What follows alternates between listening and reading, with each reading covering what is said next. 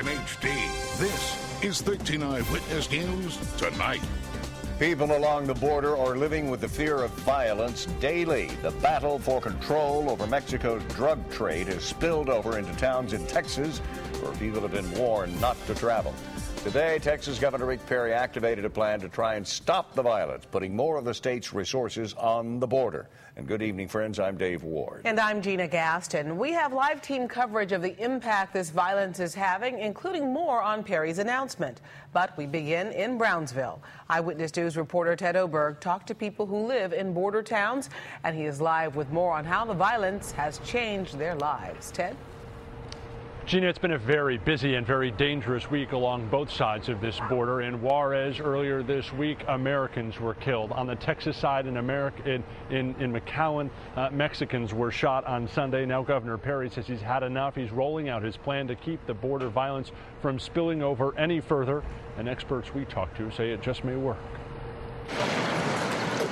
Enrique Sanchez lives in Reynosa, Mexico. It's very dangerous. For him, the drug cartel violence we hear about and see on YouTube is real and real close to home. The other time is mucha gente americana going to Reynosa. Now, no. There's the bridge to Reynosa, and on past trips to the border, we certainly would have gone across, given you a look at what's going on in that border city that is seemingly taken over by drug cartels these days. This trip, we're not going. In recent weeks, 8 Mexican journalists have been kidnapped. Not all of them have been safely returned. And American crews have been chased from the city, told they are simply not welcome to report on the violence there. So we're not going. It's just not safe.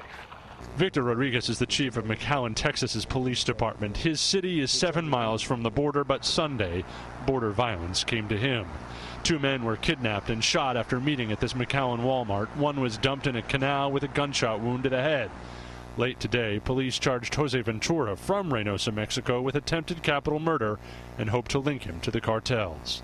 Every case has a hidden value. Experts say quick work by Texas police may be the one thing that makes cartels nervous about Texas justice and keeps Texans safe. The response in terms of investigations and arrests has been so good. Cecilia Bailly is a UT professor studying border issues in Brownsville. In contrast to lawless Mexico, she says a heavy law enforcement presence in Texas is working to keep violence from spilling over.